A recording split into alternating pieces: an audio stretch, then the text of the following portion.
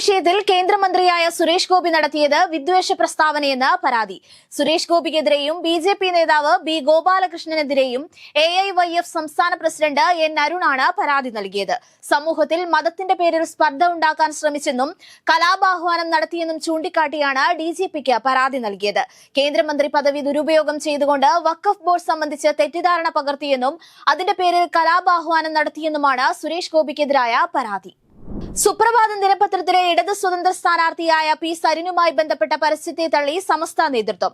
ഏതെങ്കിലും മുന്നണിയെയോ പാർട്ടിയെയോ വോട്ട് ചെയ്ത് വിജയിപ്പിക്കണമെന്ന് അഭ്യർത്ഥിക്കുന്ന പാരമ്പര്യം സമസ്തയ്ക്കില്ലെന്ന് സമസ്ത നേതാക്കൾ പറഞ്ഞു.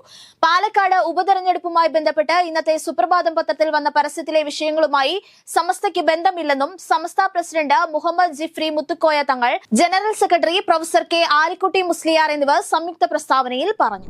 സന്ദീപ് വാര്യരെ അവമതിച്ച് CPIM പത്രപരസ്യം ചെയ്തത് ഗതികേട് കൊണ്ടാണെന്നും അന്തം വിട്ടവർ എന്തും ചെയ്യുമെന്ന ദയനീയ അവസ്ഥയിലാണ് പാർട്ടിയെന്നും KPCC പ്രസിഡന്റ് K സുധാകരൻ. പരാജയ ഭീതി തുറച്ചു നോക്കുന്ന അവസ്ഥയിലാണ് CPIM. പാർട്ടി എന്തുമാത്രം പ്രതിരോധത്തിലാണെന്ന് പരസ്യം സൂചിപ്പിക്കുന്നു. എല്ലാ മര്യാദകളും മാന്യതകളും ലംഘിച്ചുകൊണ്ട് CPIM പ്രസിദ്ധപ്പെടുത്തിയ പരസ്യത്തിനെതിരെ തെരഞ്ഞെടുപ്പ് കമ്മീഷന് പരാതി നൽകും. നിയമ നടപടികൾ സ്വീകരിക്കുമെന്നും സുധാകരൻ പറഞ്ഞു. ഇരട്ട വോട്ട് പട്ടികയിൽ ഉൾപ്പെട്ടവർ വോട്ട് ചെയ്താൽ നിയമ നടപടി സ്വീകരിക്കുമെന്ന് ജില്ലാ ഭരണകൂടം വ്യക്തമാക്കി. സംശയമുള്ളവരുടെ പട്ടിക തയ്യാറാക്കി പ്രിസൈഡിംഗ് ഓഫീസർമാർക്ക് കൈമാറി. ചില ബൂത്തുകളിൽ കൂട്ടത്തോടെ വോട്ട് ചേർത്തതായി കണ്ടെത്തിയെന്ന് ജില്ലാ കളക്ടർ ഡോക്ടർ S ചിത്ര പറഞ്ഞു.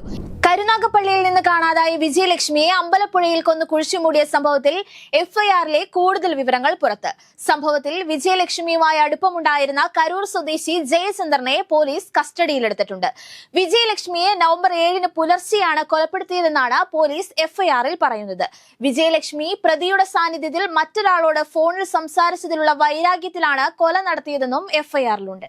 കേന്ദ്ര ഫിഷറീസ് മന്ത്രാലയത്തിന്റെ 2024 പുരസ്കാരങ്ങൾ പ്രഖ്യാപിച്ചു. രാജ്യത്തെ ഏറ്റവും മികച്ച മറൈൻ സംസ്ഥാനമായി കേരളം തെരഞ്ഞെടുക്കപ്പെട്ടു. ഏറ്റവും മികച്ച മറൈൻ ജില്ലയ്ക്കുള്ള പുരസ്കാരം കൊല്ലം ജില്ല കരസ്ഥമാക്കി. മത്സ്യബന്ധന മേഖലയിലെ സമഗ്രമായ ഇടപെടലുകൾ പരിഗണിച്ചാണ് കേരളത്തെ പുരസ്കാരത്തിനായി തെരഞ്ഞെടുത്തത്.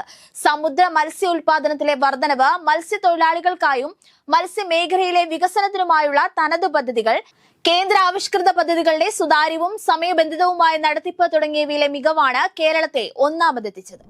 കുണ്ടന്നൂർ പാലത്തിനടിയിൽ താമസിക്കുന്ന കുട്ടവഞ്ചിക്കാരെ ഒഴിപ്പിക്കും. മരട് നഗരസഭ ആരോഗ്യ വിഭാഗത്തിന്റെ നേതൃത്വത്തിലാണ് ഒഴിപ്പിക്കൽ നടപടി ഉണ്ടാകുക.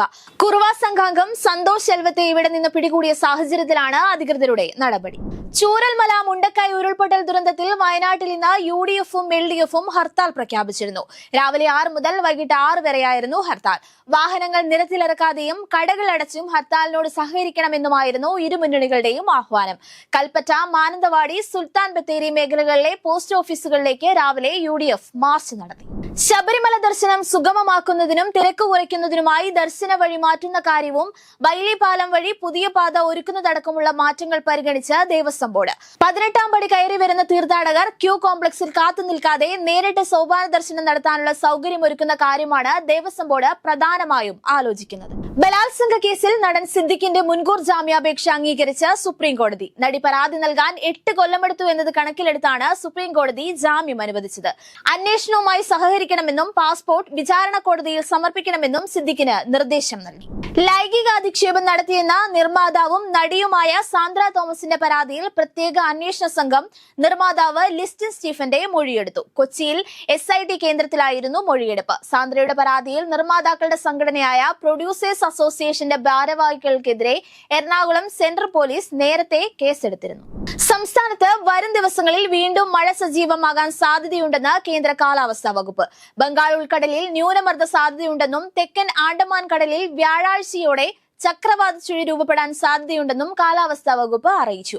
നവംബർ 23 ചക്രവാത ചുഴി ന്യൂനമർദ്ദമായും തുടർന്നുള്ള ദിവസങ്ങളിൽ തീവ്ര ന്യൂനമർദ്ദമായും ശക്തി പ്രാപിച്ച് തമിഴ്നാട്, ശ്രീലങ്ക തീരത്തേക്ക് നീങ്ങാൻ സാധ്യതയെന്നാണ് പ്രവചനം.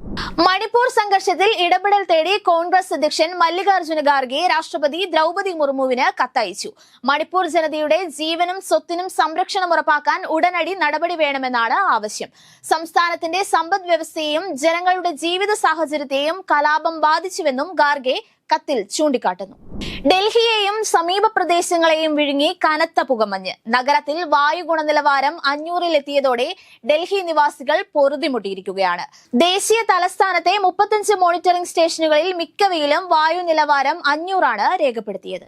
CK നായിഡു ട്രോഫിയിൽ കേരളത്തിന് തമിഴ്നാടിനെതിരെ 189 റൺസ് വിജയം. വരുൺ നായരുടെ വെടിക്കെട്ട് ബാറ്റിംഗിന്റെയും പവൻ രാജിന്റെ വിക്കറ്റ് വേട്ടയുടെയും മികവിലാണ് കേരളത്തിന്റെ ജയം. ആദ്യ ഇന്നിംഗ്സിൽ 109 റൺസ് ലീഡ് നേടിയ കേരളം രണ്ടാം ഇന്നിംഗ്സ് 8 വിക്കറ്റ് നഷ്ടത്തിൽ 248 എന്ന നിലയിൽ ഡിക്ലെയർ ചെയ്ത് തമിഴ്നാടിനെ ബാറ്റിംഗിന് അയക്കുകയായിരുന്നു.